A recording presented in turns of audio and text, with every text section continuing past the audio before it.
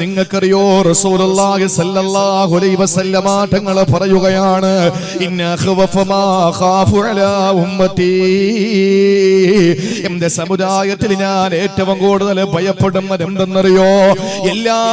നമ്മളോട് വിളിച്ചു പറഞ്ഞ ഹബീബ് പറഞ്ഞത്, എന്റെ സമുദായത്തിൽ ഞാൻ ഏറ്റവും ഭയപ്പെടുന്നത് ഏതാണ്? വിഗ്രഹാരാധനയല്ല, ബിംബാരാധനയല്ല, വിഗ്രഹ കച്ചവടങ്ങളല്ല, വിഗ്രഹത്തിന്റെ നിർമ്മാണങ്ങളല്ല. ഏറ്റവും കൂടുതൽ ഞാൻ ഭയപ്പെടുന്നത് എന്തെന്നറിയോ? ഒരു ചായക്ക് പൈസ ഇല്ലാതെ എന്റെ സമുദായത്തിന്റെ പാവപ്പെട്ട സഹോദരങ്ങൾ, എന്റെ സഖാക്കൾ, എന്റെ സതീശൻ, എന്റെ പ്രിയപ്പെട്ട അനുയായികൾ ഒരു ചായക്ക് പൈസ ഇല്ലാതെ ആളുകളുടെ വീടുകളുടെ മുമ്പിൽ ചെന്ന് കൈനീട്ടുമെന്ന് ഞാൻ പേടിക്കുന്നില്ല.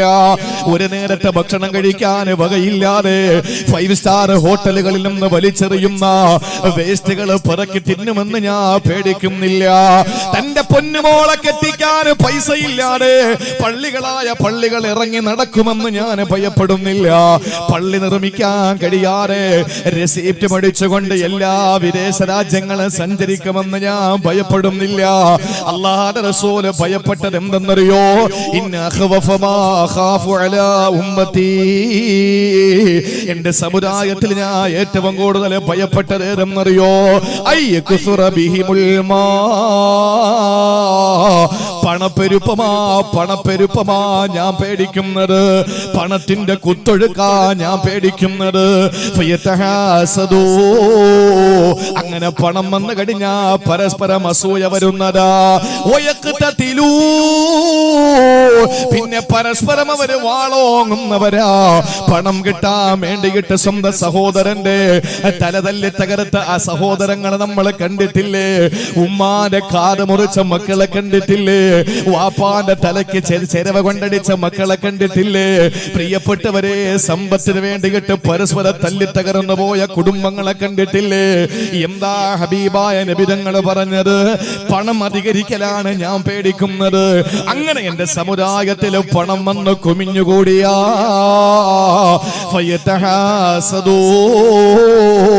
അവര് പരസ്പരം അസൂയ വയ്ക്കുമെന്ന് മുഖ്ബിറെ സാദിഖ് നബി മുഹമ്മദ് മുസ്തഫ 5 ശത്രുക്കളെ അല്ലാഹ് പരിചയപ്പെടുത്തി മുസ്ലിമേ.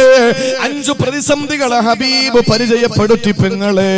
അതിൽ ആദ്യത്തെ പ്രതിസന്ധി ഏതാ? ആദ്യത്തെ പരീക്ഷണം ഏതാ? ആദ്യത്തെ ശത്രുവേദാ? മുഅ്മിനീ യഹ്സുദൂനഹു, നിന്നോട് അസൂയ വയ്ക്കുന്ന നിന്റെ സഹോദരനാണ് എന്ന് ഇന്നേവരെ തമാശയ്ക്ക് പോലും ആ ചുണ്ടുകളെ ചൊലിപ്പിക്കാത്ത മദീനയുടെ മണവാളനെ, ആമിനാടെ പൊന്നുമോനെ, ലോകത്തിന്റെ മുത്തേ നബി മുഹമ്മദ് മുസ്തഫ. ഒന്നാമത്തെ ശത്രുവാര് RSS അവിടെ നിൽക്കട്ടെ, BJP അവിടെ നിൽക്കട്ടെ, ഫാസിസം അവിടെ നിൽക്കട്ടെ, നാസിസം അവിടെ നിൽക്കട്ടെ, സാമ്രാജ്യത്വം അവിടെ നിൽക്കട്ടെ, സൈനിസം അവിടെ നിൽക്കട്ടെ, അതൊക്കെ അവിടെ നിൽക്കട്ടെ. അതൊക്കെ 3-ാം സ്ഥാനത്താണ്. 1-ാം സ്ഥാനത്ത് അല്ലാഹുവിന്റെ റസൂൽ പറഞ്ഞു, മുഅ്മിനു യഹ്സുദുഹു, അവന്റെ ആദ്യത്തെ ശത്രു അവന്റെ നിഅമത്തുകളിൽ അസൂയ വയ്ക്കുന്ന കൂടപ്പിറപ്പുകളായ സഹോദരങ്ങളാണെന്ന് മുഹമ്മദ് മുസ്തഫ. ഏറ്റവും കലഹം ഉണ്ടാക്കിയിട്ട് പോയി കുടുംബങ്ങളെ തമ്മിൽ തെറ്റിച്ചു എന്നാരും കരുതരുത്. ഞാൻ ഖുർആൻ പറയുന്നു, നിങ്ങൾക്ക് വേണമെങ്കിൽ ഉൾക്കൊള്ളാം. യാക്കൂബ് നബി അടുത്ത് വന്നിട്ട് യൂസുഫ് നബി പറഞ്ഞു, പൊന്നു വാപ്പാ, യാ അബത്തി ഇന്നി റഅയ്തു അഹദ അശറ കൗകബൻ വശംസ വൽ ഖമറ റഅയ്തുഹും ലി സാജിദീൻ. സൂര്യ ചന്ദ്ര നക്ഷത്രാദികളെ ഞാൻ കണ്ടു വാപ്പാ, എന്നെ സുജൂദ് ചെയ്യുന്നതായിട്ട്. ആ സമയത്ത് വാപ്പ പറഞ്ഞു, ലാ തഖ്സുസ് റുഇയാക അലാ അഹദിൻ മിൻ ഇഖ്വതിക, നീ ആരെടുത്ത് പറഞ്ഞാലും നിന്റെ സഹോദരങ്ങളുടെ അടുത്ത് പറയരുത്. ഈജത്തിലുണ്ടായ എന്റെ രക്തത്തിന്റെ ഭാഗമായ നിന്റെ കൂടപ്പുറപ്പുകളായ സഹോദരങ്ങളോട് പറയരുത്. ഫയക്കീദൂലക കൈദ, അവർ നിന്നെ ചതിക്കും. അല്ലാഹു മനസ്സിലാക്കാനുള്ള തൗഫീഖ്. നാട്ടില് ഇപ്പൊ ഞാൻ വലിയ പണക്കാരനായാൽ, ഞാനെന്ന് പറയുന്ന ഒരു ഉദാഹരണമാണ്, ഞാൻ പണക്കാരനായാൽ അല്ലെങ്കിൽ ഉസ്താദ് പണക്കാരനായാൽ, ഉസ്താദിന്റെ നാട്ടുകാർ പിന്നെ വേണം, ഞാനിപ്പോ എല്ലാം ഞാൻ തന്നെ അങ്ങ് സ്വീകരിച്ചോളാം, കുഴപ്പമില്ല. ഞാൻ വലിയ പണക്കാരനായാൽ ഏറ്റവും കൂടുതൽ അസൂയ വയ്ക്കുന്ന എന്റെ സഹോദരങ്ങളായിരിക്കും. രണ്ടാമത് എന്റെ ബന്ധുക്കളായിരിക്കും, പിന്നെയാണ് എന്റെ നാട്ടുകാർ അസൂയ വെക്കുക, അല്ലേ? അതങ്ങനെയാണ് സഹോദരങ്ങളെ. എന്റെ മകന് കിട്ടാത്തത് എന്റെ ജേട്ടന്റെ മകന് കിട്ടും, എനിക്ക് അസൂയ സ്വാഭാവികമായിട്ടുണ്ടാവും. അതുകൊണ്ട് ആദ്യം നമ്മൾ തിരിച്ചറിയേണ്ട പ്രതിസന്ധി ഏതാണ്? ആദ്യം തിരിച്ചറിയേണ്ട പ്രതിസന്ധി 5 പ്രതിസന്ധി പറയും, 5-നുള്ള പരിഹാരവും പറയും. അള്ളാഹു മനസ്സിലാക്കാനുള്ള തൗഫീഖ് നൽകട്ടെ. മുസ്ലിമിനെ സംബന്ധിച്ചിടത്തോളം നമ്മൾ പറയുന്നത് എപ്പോഴും നമ്മൾ പറയുന്നത്, എല്ലാവരുടെയും കണ്ണ് നേരെ ഫോക്കസ് ചെയ്യുന്നത് വേറൊരു ശത്രുവിലേക്കാണ്. അതിനു മുമ്പ് ശത്രുക്കളെ അല്ലാഹു റസൂൽ പരിചയപ്പെടുത്തി. ഒന്ന്, അവന്റെ നിഅമത്തുകളിൽ അസൂയ വയ്ക്കുന്ന ഏറ്റവും അടുത്ത മുഅ്മിനീങ്ങളായ സഹോദരങ്ങളാണെന്ന് നബി മുഹമ്മദ് മുസ്തഫ. അല്ലാഹു നമ്മളെ കാത്തുരക്ഷിക്കട്ടെ, അല്ലാഹു നമ്മളെ കാത്തുരക്ഷിക്കട്ടെ. പ്രിയപ്പെട്ട സഹോദരങ്ങളെ, മഹാനായ കലീമുല്ലാഹി മൂസാ നബി അലൈഹിസ്സലാം എന്തിനാ നമ്മൾ അസൂയ വെക്കുന്നത്? നമ്മൾ എന്തിനാണ് അസൂയ വെക്കുന്നത്? പ്രിയപ്പെട്ടവരെ, അല്ലാഹുവിന്റെ റസൂൽ പറഞ്ഞു, ഇന്നലി നിഅമില്ലാഹി അഅദാ. അല്ലാഹുവിന്റെ അനുഗ്രഹങ്ങൾക്ക് ശത്രുക്കളുണ്ടത്രേ, അല്ലാഹുവിന്റെ നിഅമത്തുകൾക്ക് ശത്രുക്കളുണ്ടത്രേ, അല്ലാഹുവിന്റെ പള്ളികൾക്ക് ശത്രുക്കളുണ്ട് നമുക്കറിയാം, അല്ലാഹുവിന്റെ ദീനിന് ശത്രുക്കളുണ്ട് നമുക്കറിയാം. പക്ഷെ അല്ലാഹുവിന്റെ അനുഗ്രഹങ്ങളുടെ ശത്രുക്കൾ ആരെന്നറിയോ? സഹാബത്ത് ചോദിച്ചു, അവരാരാ നബിയേ? അല്ലാഹുവിന്റെ റസൂൽ പറയുകയാണ്, അവര് അസൂയക്കാരാ. എന്തുകൊണ്ടെന്നറിയോ? എനിക്കിപ്പോ അല്ലാഹു തആല ഒരു സൗഭാഗ്യം തന്നിരിക്കട്ടെ, ആ സൗഭാഗ്യം എനിക്ക് തന്നത് കണ്ടിട്ട് നിങ്ങളിൽ ഒരാൾ അസൂയ വെക്കുകയാണ്. പടച്ചവനെ, അതൊന്ന് നശിച്ചിരുന്നെങ്കിൽ. എന്റെ വീട് കണ്ടിട്ട് നിങ്ങൾ പറയുന്നു, പടച്ചവരെ ഒരു ഭൂകുലുക്കം വന്നെങ്കിലും അത് നശിച്ചെങ്കിൽ, പടച്ചവരെ ഒരു ഭൂചലനം വന്നിട്ടെങ്കിലും അത് നശിച്ചു പോയെങ്കിലല്ല. കാരണം എന്താണ്? എനിക്ക് കിട്ടി, നിങ്ങൾക്ക് കിട്ടാത്തതിൽ നിങ്ങൾക്ക് അസൂയയാണ്. ആ അസൂയ നിങ്ങൾ എന്റെ അനുഗ്രഹങ്ങളിൽ കണ്ണുവെച്ചാൽ അല്ലാഹുവിന്റെ റസൂൽ പറയുന്നു, അല്ല എനിക്ക് തന്ന നിഅമത്തുകളുടെ ശത്രുവാണത്. പാടില്ല, പാടില്ല മുസ്ലിമേ, നമ്മൾ ആരോടും അസൂയ വെക്കണ്ട. മഹാനായ സയ്യിദുനാ മൂസാ നബി അലൈഹിസ്സലാത്തു വസ്സലാം പറഞ്ഞതെന്നറിയോ? ഒരു ദിവസം മൂസാ നബി അലൈഹിസ്സലാത്തു വസ്സലാം അർശിന്റെ തണലിൽ ഒരാളെ കാണുകയാ. അല്ലാഹുവിന്റെ പ്രവാചകന്മാർക്ക് അല്ലാഹു കാണിച്ചു കൊടുക്കാറുണ്ട്. മൂസാ നബി അലൈഹിസ്സലാം നോക്കുമ്പോ അല്ലാഹുവിന്റെ സിംഹാസനത്തിന്റെ ചുവട്ടിൽ ഒരാൾ ഇരിക്കുകയാ. ആ മനുഷ്യന് വല്ലാത്ത അടുപ്പം ചെന്ന മനുഷ്യനാ, അല്ലാഹുവിനോട് ഏറ്റവും അടുപ്പക്കാരനായ മനുഷ്യനാ.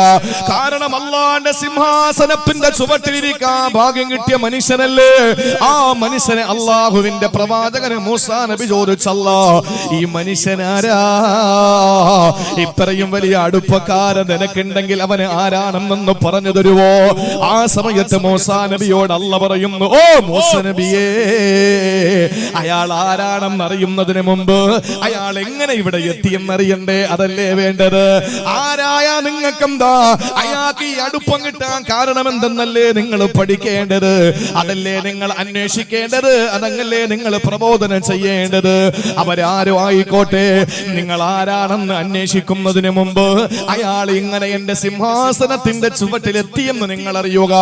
മൂസാ നബി ചോദിക്കുന്നു, അല്ലാ, അയാളെ എങ്ങനെയാ നീ ഇത്ര അടുപ്പക്കാരനാക്കിയതല്ലാ? ഇത്രയും അടുപ്പ് ശ്രദ്ധിക്കാൻ അയാൾ ചെയ്ത പ്രവൃത്തി എന്താ? മഹാനായ മൂസാ നബിയോട് അല്ലാഹു പറയുകയാ,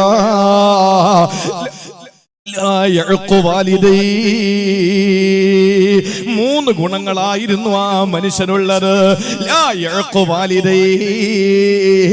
മാതാപിതാക്കളെ ഇന്നേ വരെ ബുദ്ധിമുട്ടിക്കാത്ത മനുഷ്യനാണത്. ഇന്നേ വരെ മാതാപിതാക്കളോട് ഛേ എന്ന് പോലും പറഞ്ഞിട്ടില്ല. മാതാപിതാക്കളുടെ നേരെ കണ്ണൊന്നുരുട്ടിയിട്ടില്ല. മാതാപിതാക്കളുടെ മുമ്പിലൊന്ന് ശബ്ദമുയർത്തി സംസാരിച്ചിട്ടില്ല. എന്റെ പ്രിയപ്പെട്ടവരെ, രണ്ടാമത്തേതാണ് ഏശനി പറഞ്ഞ് നടന്നിട്ടില്ല. ഇന്ന് ഏശനി എല്ലാവർക്കും വല്ലാത്തൊരു സുഖമാണ്. നിങ്ങളുടെ അടുത്ത് വന്നിട്ട് ഈ പറയുന്ന ഞാൻ വന്ന് നിങ്ങളോട് മറ്റൊരാളെ പറ്റി അവരറിയാത്തത് പറഞ്ഞു തരുക, എന്നിട്ട് അവരുടെ അടുത്ത് ചെന്നിട്ട് നിങ്ങളെ പറ്റി നിങ്ങൾ അറിയാത്തത് പറഞ്ഞു കൊടുക്കുക. ഇന്ന് ആളുകൾക്ക് വല്ലാത്ത ഹരമാണത്. അതിൽ പ്രഭാഷകനാണെന്നോ, അതല്ലെങ്കിൽ സയ്യിദാണെന്നോ, അല്ലെങ്കിൽ ഖാദിയാണെന്നോ, അല്ലെങ്കിൽ ആലിമാണെന്നോ, അല്ലെങ്കിൽ തങ്ങളാണെന്നോ, അല്ലെങ്കിൽ ഹാജിയാണെന്നോ, അല്ലെങ്കിൽ അല്ലെങ്കിൽ പ്രസിഡന്റ് ആണെന്നോ അല്ലെങ്കിൽ ഇമാമാണെന്നോ അതൊന്നും പരിഗണനയില്ല. ആരെപ്പറ്റി വേണോ നമ്മൾ നമീമത്ത് ഏശന് പറയാ നമ്മൾ മിടുക്കന്മാരാ. ആരെപ്പറ്റി വേണമെങ്കിൽ നമ്മൾ പറയാ നല്ല തിടുക്കത്തിലാ നമ്മളുള്ളത്. എന്നാലും പഠിച്ചോ, ഈ അർശിന്റെ ചുവട്ടിൽ ഇരിക്കാൻ ഭാഗ്യം ലഭിച്ച മനുഷ്യന്റെ രണ്ടാമത്തെ ക്വാളിറ്റി എന്താണ്? അയാള് ഏശന് പറയാത്തവനാ. നമ്മുടെ വിഷയം അതുമല്ല. മൂന്നാമതായിട്ട് അല്ലാഹു മൂസാ നബിയോട് പറയുകയാ, ലാ യഹ്സുദൂനന്നാസ്, ജനങ്ങളോട് ഒരു കാര്യത്തിലും അസൂയ വെക്കൂല. അല്ലാഹു പറയുന്ന ഒരു നിഅമത്തുകൾക്കും അവൻ അസൂയ വെക്കൂല. ആർക്ക് എന്ത് കിട്ടിയാലും പറയും അൽഹംദുലില്ലാ, അവനത് കിട്ടിയല്ലോ സന്തോഷം. നമ്മൾ എന്തിനാ അസൂയ വെക്കുന്നത്? ഒരിക്കലും പ്രിയപ്പെട്ടവരെ ഒരാൾക്കുള്ള നിഅമത്ത് കൊടുക്കുന്നത് കാണുമ്പോ, ഞാൻ പ്രസംഗിക്കുന്ന ആളാണ്, പ്രഭാഷകനാണ്, എന്നെ പോലത്തെ ഒരു പ്രഭാഷകന് നല്ല പ്രസംഗം അവതരിപ്പിക്കുമ്പോ അല്ലാഹുവേ എന്നെക്കാല് സാമർഥ്യനാണല്ലോ, സമർത്ഥനാണല്ലോ, സാമർഥ്യമുള്ളവനാണല്ലോ എന്ന് ചിന്തിച്ചിട്ട് അവന്റെ ഈ അനുഗ്രഹം നീ തിരിച്ചെടുക്കണമെന്ന് ആഗ്രഹിച്ചാൽ അവന് വളർന്നു വളർന്നു പോകും. ഞാൻ താഴോട്ട് തളർന്നു പോകും, അതിന് സംശയമില്ല. മാത്രമല്ല, എന്റെ ജീവിതത്തിൽ ചെയ്ത എല്ലാ സൽക്കർമ്മങ്ങളും പൊളിഞ്ഞു പോകുന്നതാണ്. അൽ ഹസദു യഅകുലുൽ ഹസനാ കമാ തഅകുലുൻ നാറുൽ ഹതബാ,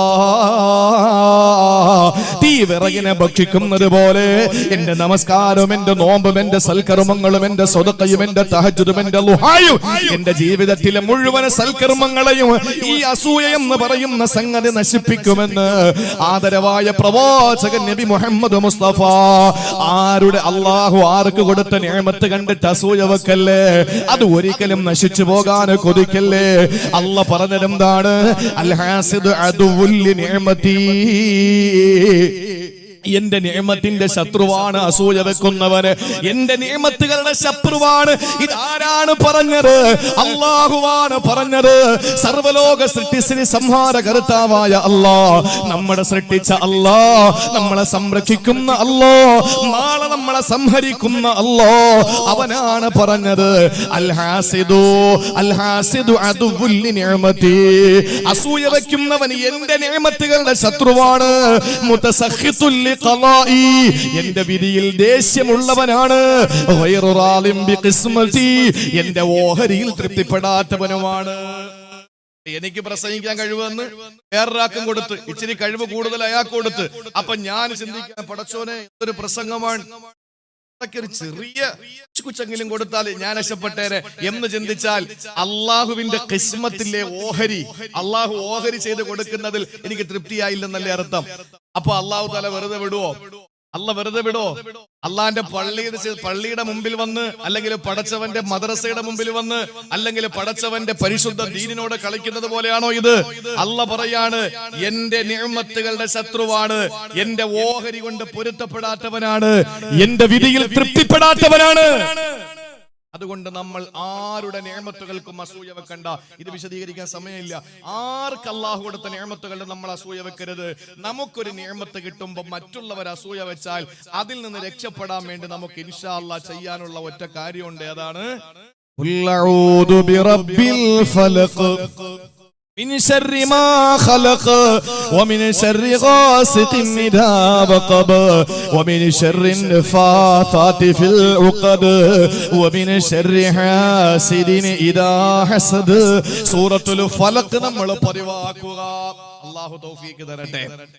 പൊന്നു സഹോദരങ്ങളെ, ചില ആളുകൾ കണ്ണു വെച്ച് കഴിഞ്ഞാൽ അത് വെന്ത് വെണ്ണീറായി പോകും. അതിൽ ഒരു സംശയവും വേണ്ട. കണ്ണ് വലിയ പ്രശ്നമാണ്. സിഹ്ർ ഏതെങ്കിലും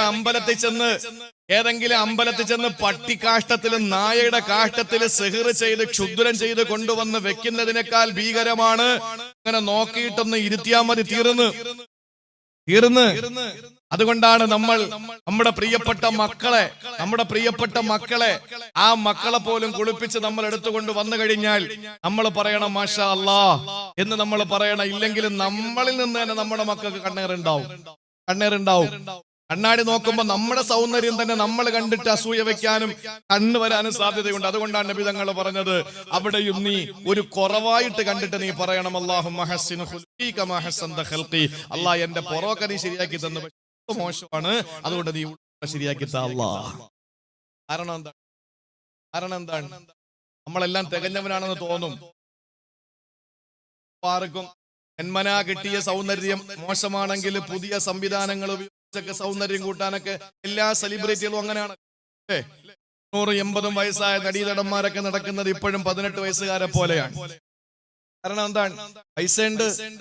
പൈസയുണ്ട്. അവർക്ക് ധൈര്യമായിട്ട് അവരുടെ കോലങ്ങൾ മാറ്റാൻ ഇപ്പോ പ്ലാസ്റ്റിക് സർജറിയാണ്. നമ്മുടെ ശാസ്ത്രം പുരോഗമിച്ചില്ലേ? മെയിൻ അപകടം നടന്ന ഒരു സമയത്ത് ഒരു ചെറുപ്പക്കാരന്റെ ലിംഗം തെറിച്ചുപോയി. ഹൈവേയിൽ വെച്ച് ലിംഗം തെറിച്ചുപോയി ഒരു ചെറുപ്പക്കാരൻ്റെത്. മംഗലാപുരത്തുള്ള കസ്തൂർബ മണിപ്പാലിലാണ് അതിന്റെ കേന്ദ്രമെങ്കിലും മംഗലാപുരത്തെ കസ്തൂർബ മെഡിക്കൽ കോളേജ് എന്ന് പറയുന്ന കർണാടകയിലെ മെഡിക്കൽ കോളേജിലെ നിപുണനായ ഏറ്റവും പ്രഗത്ഭനായ പ്രശസ്തനായ ഡോക്ടർ ഒരു വിരൽ മുറിച്ചെടുത്തിട്ട് ആ വിരല് ലിംഗമായി വെച്ച് പിടിപ്പിച്ചിട്ട് അതിന് ഉദ്ധാരണ ശേഷി ഉണ്ടാക്കി കൊടുത്ത കാലമാണ് നമ്മളുള്ളത്. ആ ഒരു ലോകത്താണ് നമ്മളുള്ളത്. ഇപ്പൊ അടുത്ത സമയത്ത് ഉദ്ധാരണ ശേഷി കൂടാൻ വേണ്ടിയിട്ട് ആളെ കടിക്കുന്ന മരുന്നടിച്ചിട്ട് തന്റെ ഗേൾ ഫ്രണ്ടിന്റെ അടുത്ത് പോകാൻ വേണ്ടിയിട്ട് ഒരു വാർത്തയാണ്, വലിയ വാർത്തയാണ്. NRC ഇടയിലങ്ങ് മുങ്ങിപ്പോയെന്നേ ഉള്ളൂ. ഉദ്ധാരണ ശേഷി കൂട്ടാൻ വേണ്ടിയിട്ട് കാളക്കടിക്കുന്ന മരുന്നെടുത്ത് അടിച്ചിട്ട് ഗേൾ ഫ്രണ്ടിനോടൊപ്പം സഞ്ചരിക്കാനും സഹവസിക്കാനും തീരുമാനിച്ചു. ആശുപത്രിയിൽ കയറി ഇപ്പൊ 45-50 ഓപ്പറേഷൻ കഴിഞ്ഞു. അള്ള തരുന്ന ഒരു നിയമത്തുണ്ട് സഹോദരങ്ങളെ. നമുക്കിപ്പോ അള്ളാഹു താല കാൽമുട്ട് തന്ന് എവിടെ ാൻ കുഴപ്പമൊന്നുമില്ല.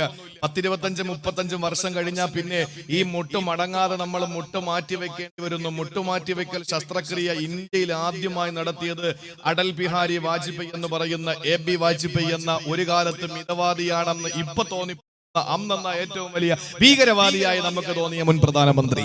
അന്ന് നമ്മൾ തോന്നിയതാണ് ഏറ്റവും വലുതെന്ന്. പിന്നീട് മഹാന്മാരൊക്കെ വന്നപ്പോ നമ്മൾ മനസ്സിലായി അത് മിതവാദിയാണെന്ന്. അപ്പൊ ആളുകൾ മിതവാദി, വലിയവാദി, തീവ്രവാദി എന്നൊക്കെ പേര് കൊടുക്കുന്നത് പുറകെ ഓരോന്ന് വരുമ്പോഴാണ്. ഇപ്പൊ നമ്മൾ ലോകം കണ്ട ഏറ്റവും വലിയ ഭീകരവാദി മോഡിയും ഷായും യോഗി എന്നാ നമ്മൾ കരുതുന്നത്. ഇതിനെക്കാളും വലുത് വരുമെന്ന് അഷ്റഫുൽ ഖൽഖ് നബി മുഹമ്മദ് മുസ്തഫ. പിന്നീട് കഴിഞ്ഞ് പറയാം. എന്റെ പ്രിയപ്പെട്ട സഹോദരങ്ങളെ, ചുരുക്കത്തിൽ അള്ളാഹു തന്ന ഈ കാലുണ്ടല്ലോ, ഇപ്പോ നമുക്കറിയാം മഴതനിയുടെ നാടാണിത്. മഴതനിയുടെ കാല് എത്ര തവണ ആ വെപ്പുകാല് മാറ്റിവെച്ചു. കോയമ്പത്തൂര് വെച്ച് അദ്ദേഹം അനുഭവിച്ച ഏറ്റവും വലിയ വിഷമം എന്ന് പറഞ്ഞാൽ അദ്ദേഹത്തിന്റെ കാല് മാറ്റിവെക്കാൻ കഴിയാത്ത നിലയിൽ അദ്ദേഹം ശംഖുമുഖത്ത് കടപ്പുറത്ത് തടിച്ചുകൂടിയ പുരുഷാരത്തിന്റെ മുമ്പിൽ അദ്ദേഹത്തിന്റെ വെപ്പുകാല് കാണിച്ചു കൊടുത്തു. മാറ്റണം. അതിനോട് ചോദിച്ചു നോക്ക്, ചോദിച്ചു നോക്ക്. ക്വാളിറ്റി ഉള്ളതാണെങ്കിൽ 3 വർഷം, ഇല്ലെങ്കിൽ 1.5 കൊല്ലം കഴിയുമ്പോൾ മാറ്റി വെക്കണം. അള്ളാഹു തന്ന ഈ കാലുകൊണ്ട് 10-80 കൊല്ലം പാറകളിലും അതുപോലെ തന്നെ ഏത് ലോകത്തും ഓടി നടന്നിട്ട് ഉപ്പൂറ്റി തേഞ്ഞു പോയി മാറ്റി വെക്കണമെന്ന് നമ്മൾ ഇതുവരെ കേട്ടിട്ടുണ്ടോ? അള്ള തരുന്ന നിഅമത്തുകൾക്ക് നമുക്ക് ഒരിക്കലും അതിന് വില കൽപ്പിച്ചിട്ടില്ല. നമ്മൾ എന്തെങ്കിലുമൊക്കെ ഒരു ആപത്ത് നമ്മൾ ചിന്തിക്കൂ. അള്ളാഹു അവന്റെ നിഅമത്തുകൾക്ക് നന്ദി രേഖപ്പെടുത്താനും അള്ള തരുന്ന നിഅമത്തുകൾക്ക് അസൂയ വയ്ക്കുന്നവരിൽ നിന്ന് രക്ഷപ്പെടാനും അള്ളാഹു തൗഫീക്ക് നൽകട്ടെ.